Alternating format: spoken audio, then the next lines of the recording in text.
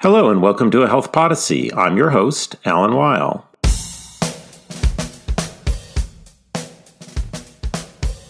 The Food and Drug Administration Safety and Innovation Act of 2012 created the Breakthrough Therapy Designation Program, which, as the statute says, quote, expedites the development and review of drugs for serious and life-threatening conditions with unmet needs, unquote.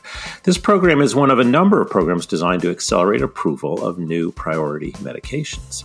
So did the program have its intended effect? And if so, how did it make the drug approval process faster?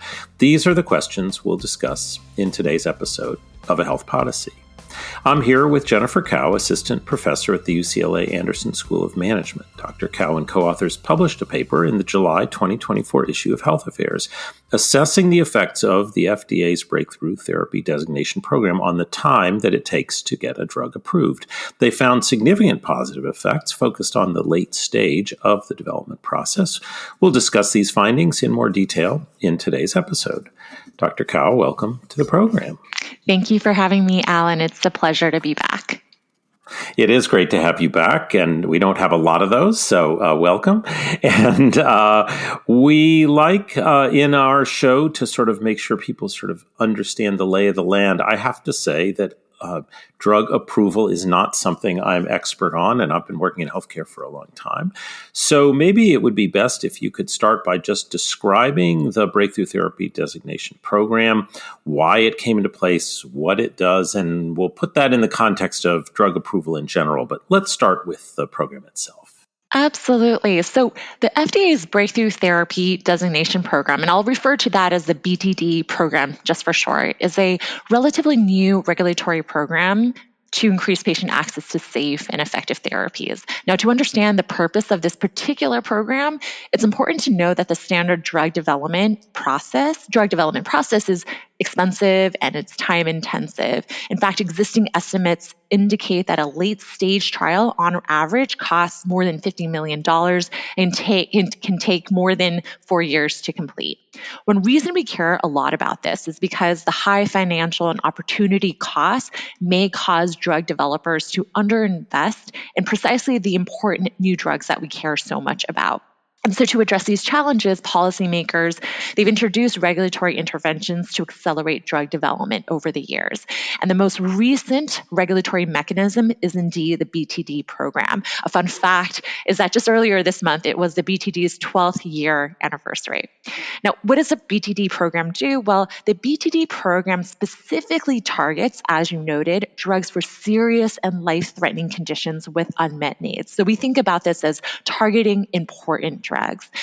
To qualify for the BTD, importantly, a drug must demonstrate preliminary clinical evidence that it can provide substantial improvements over existing therapies. Now, a drug receiving a BTD can receive intensive regulatory guidance and organizational commitment from senior FDA managers. And on top of all of this, drugs with BTD can also submit an approval package to the FDA using a rolling review of materials. And so the idea behind all of this is this increased transparency can really expedite the speed at which these important drugs can come to market. Okay, so what you've described to me is that drug approval is expensive and complicated, and we have this BTD program basically to pull out a subset of drugs that are both high impact, but also far enough along in their evidence base that it's worth sort of short-circuiting the process just so we can get them out faster. So I know a full description of the drug approval process is a podcast episode in and of itself. But given the work you've done and the findings you have, I do think it's important for us to understand the stages and just a little bit about where BTD is trying to squeeze out some of the time and cost. The drug development and approval process consists of several stages that each increase in length and cost. Typically, it begins with extensive preclinical laboratory research that involves testing a new drug candidate in animals and human cells. When these tests demonstrate potential safety and efficacy, well, that's when we are able to move on to the most expensive part of drug development, clinical trials. The activities of the BTD program are targeted at streamlining this lengthy and expensive process. And in particular, it really focuses on the later stages of clinical trials. We refer to this as late stage drug development. Now, drug developers generally apply for the breakthrough therapy designation before starting late stage drug development. And so, if we were to think about when we would expect the program's effects to be most salient, it would really be during this particular part of the process. And an important way in which the BTD program addresses inefficiency in the standard drug development process is to indeed increase this transparency and communication between regulators and manufacturers. Basically, the way we like to think about it is that the aim is to get and keep everyone on the same page as the drug progresses through trials. And these interactions, based on our understanding, these interactions really help give developers better insight into improving the efficiency of their development program. So, for example, this can take the form of designing trials that have more suitable endpoints, choosing more effective comparators or patient groups. So is it fair to say that sort of in the standard process, the drug developer comes up with the way that they're going to conduct the trials after the early stages, and they put a lot of energy and money into it, and then they sort of hand this packet over to the FDA and say, look what we did, here are our results, and you're hoping for approval. Whereas BTD, as you say, it creates a more consistent information flow so that you know early on in the process whether you're looking at what the FDA will consider to be important, and the FDA can give you that feedback before you've made a huge investment. It's just a more co-development process. Is that a fair way to think about it? Absolutely. It really sort of highlights in this communication process, it highlights where regulatory resources can be used to help developers identify where they can be a little bit more efficient with their R&D process. So perhaps it might be, we don't need a full randomized control trial. We might be able to be particularly effective with a single arm trial that uses historical endpoints, things of that particular nature. And all of those various components together can lead to a faster, lower cost drug development process. So that's certainly the goal. Let's turn to the findings in your paper. What did you find regarding the effects of the program on late-stage drug development time? Well, using data on hundreds of drugs, we find that drugs with the breakthrough therapy designation are associated with a 32% decline in time spent in late-stage drug development. And we take two steps to determine this, two novel steps. First, we construct a novel measure of time spent in late stage drug development. What we do is we focus on a key development milestone in the development process, which, to the best of our knowledge, has not been examined closely before. This is the end of phase 2 meeting between the developer and the FDA. And this important meeting is typically used to discuss the design and conduct of these trials. And what we do is we calculate each drug's late stage drug development time by documenting the precise time spent between the end of this particular meeting and the time in which the FDA approves the drug. In our second step, we identify a novel control group. Now, we can't simply compare outcomes for BTD and non-BTD drugs because they may just simply be inherently different. And so, for example, we don't want to compare new foot creams to new cancer therapies. So to create a more apples to apples type of comparison, we begin with a set of drugs approved before 2012, which is the year in which the BTD actually began. And what we do is we identify the subset of these pre-2012 drugs that would have received the BTD if it had existed at the time. And importantly, we use clinician experts who are members of exactly the same FDA committee that was responsible for making these determinations in the first place. And we call these set of pre-2012 drugs our control group. And taking all of these pieces together, we find that the BTD program was associated with a significant 32% decline in time spent in late stage drug development. So this isn't a methods podcast, but boy, you got through those methods beautifully in terms that anyone can understand. So I really appreciate you explaining how you approach this. And that, it's a 1/3 reduction in time is quite astonishing. Obviously, again, that the goal here was reduction in time, but there are a lot of things we do in the world where we get a 5 or 10% effect, and we're excited about that.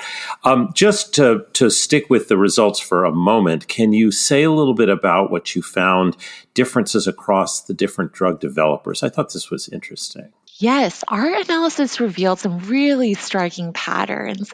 One was that the BTD resulted in larger reductions in development time amongst privately held versus publicly listed drug developers. Now, I do want to caveat this by noting that our estimates are a little bit noisy, largely due to the small sample size, but they are consistent with this idea that the BTD program may have helped smaller, less resourced drug developers in bringing these drugs to market. And so for us, it really highlights where these transparency related actions can really make a difference for different types of firms. Yeah, that's so interesting. And again, we won't go deep into the drug development ecosystem here, but the role of the different actors here and the effects on those different actors is critical. Well, I want to talk to you about the implications here, the implications for development and the implications for policy. We'll cover those topics after we take a short break.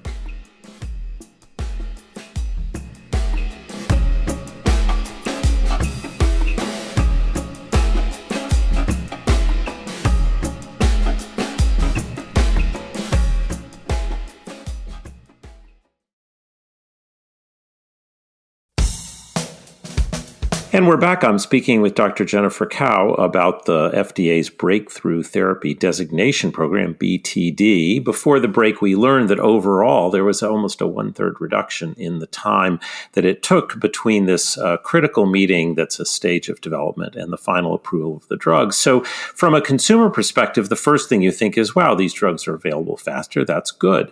And it certainly is. But there's more to the story here, because as you analyze in the paper, reducing the time and cost also affects the market dynamics of the investment in drug development. So if you could help tease out for me, sort of turn this time estimate into money and turn the money into profitability, just help me understand that story if you could.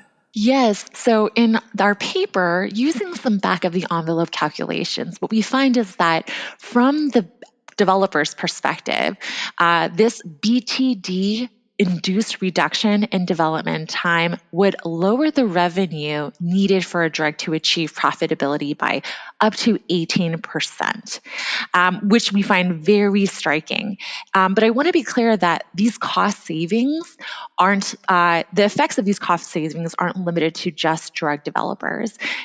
A decrease in development time may lower drug development costs, which then may translate into increased incentives to invest in future projects and ultimately increase patient access to safe and effective medicines. And we don't specifically examine this in this particular paper, but we're very excited to think further about how these particular benefits can translate into improvements in patient quality of life, life extension, and just generally other benefits of novel medical products. So I want to play this out a little bit with you because it's a complicated dynamic.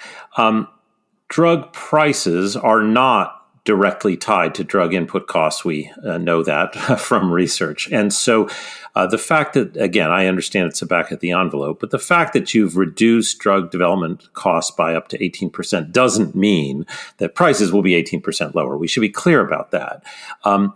But help me walk through the dynamics of what it means to reduce the profit, what's needed for the drug to be profitable. So how does it translate into benefits for the patient by reducing the cost if it's not reducing the price? If it doesn't necessarily reduce the price, one way we can think of it is actually increasing just access to new medicines that would not have been developed otherwise. So typically, as you note, when a company is thinking about weighing the costs and benefits of deciding to start a project, even in the first place, if it's simply too costly, they will not invest at all. The idea behind this is that we're essentially lowering that bar for them to invest in the first place. And so while prices might be high in some instances, patients might get access to therapies that would otherwise never be developed in the first place. That's a really important point, and it plays out in the context, of course, of a big policy that probably more people are aware of, the Inflation Reduction Act with the drug price negotiations in Medicare, where the claim there is that if you lower the profitability of drugs because you've lowered the prices, you're going to get less drug development. This is sort of the flip side of the coin. Here's an opportunity to reduce the cost of development, which again should have the lever in the opposite direction. So these dynamics which affect investment in drug development are really critical and, of course, very complex. So it's interesting to see how that plays out with respect to this program. Earlier on, you mentioned transparency. It's not a term one hears a lot when you're discussing drug development and drug approval, but you really focused on the value of transparency in this program. Can you just go a little deeper on that with me? Our BTD findings highlight the importance of designing policies to foster transparency between developers and regulators. A key feature of the BTD program is that it formalizes the need for early communication between these two entities. I want to note that this stands in contrast to another regulatory program that has existed for a much longer period of time, this fast track program. And this fast track program, you can think of this as an expedited regulatory program that provides nearly all the same features of the BTD, except its intensive organizational commitment. And what we find is that the fast track program was not associated with declines in late stage drug development time. So it's really this organizational commitment, this increased transparency piece that seems to be really making a difference in accelerating R&D.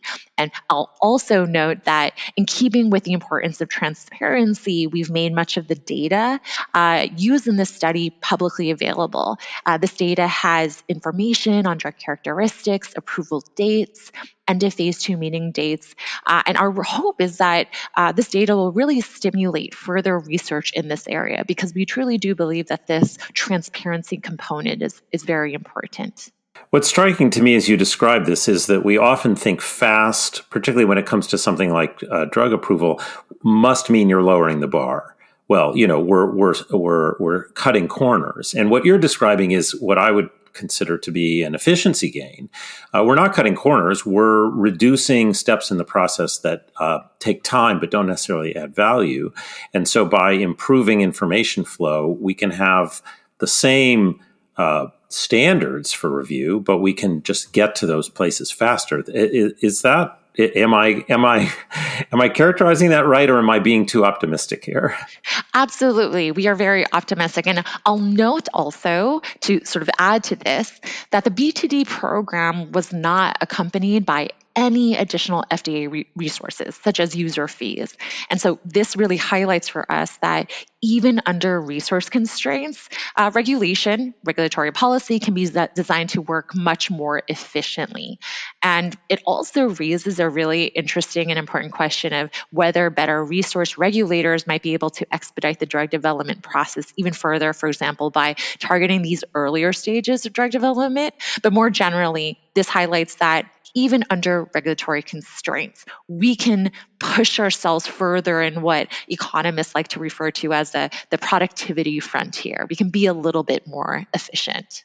Well, that is sort of where I was hoping we would go as we reach the end of our conversation, which is this is one program. It's the newest, as you noted. It's 12 years old. The topic of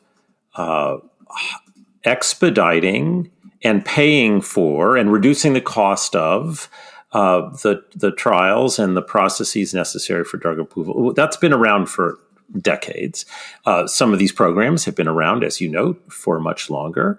And yet, as I commented a moment ago, I think people are often nervous that if expedited means lowering the bar, that's probably not what we want to do. So if you just sort of step back and look at these really quite robust results, you've alluded to many of the implications, so I don't want to ask you to repeat them, but I do wonder if you could just say a little more about what you think is possible here beyond reporting out the success of this single program in addressing this single dimension of the development process. When you think more broadly about drug approval, where does it take you? The BTD experience highlights for us what my co-authors and I like to call regulatory innovation. And this idea is that by having more thoughtful regulation, we can improve the efficiency of the entire regulatory system. More generally, we think that the BTD experience is so important for us to understand how to become more efficient regulators, because the success of the BTD program has been used as a model for similar programs in Europe, as well as programs for medical devices, which we find very interesting.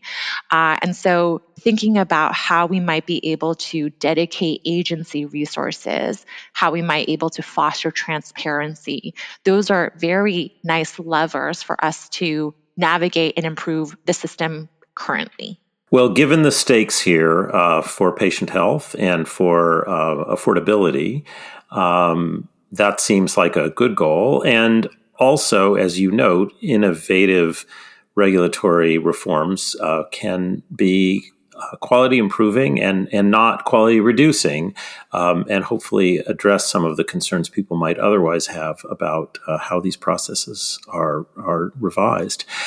Dr. Kao, thank you so much for doing this work and explaining it with such clarity. The findings, as you note, are really quite strong and point us in a direction that goes way beyond the boundaries of the BTD program. So I appreciate the work you've done, and thank you so much for being my guest today on A Health Podyssey. It was a pleasure to speak with you. Thank you, Alan. Thanks for listening. If you enjoyed today's episode, I hope you'll tell a friend about A Health Podyssey.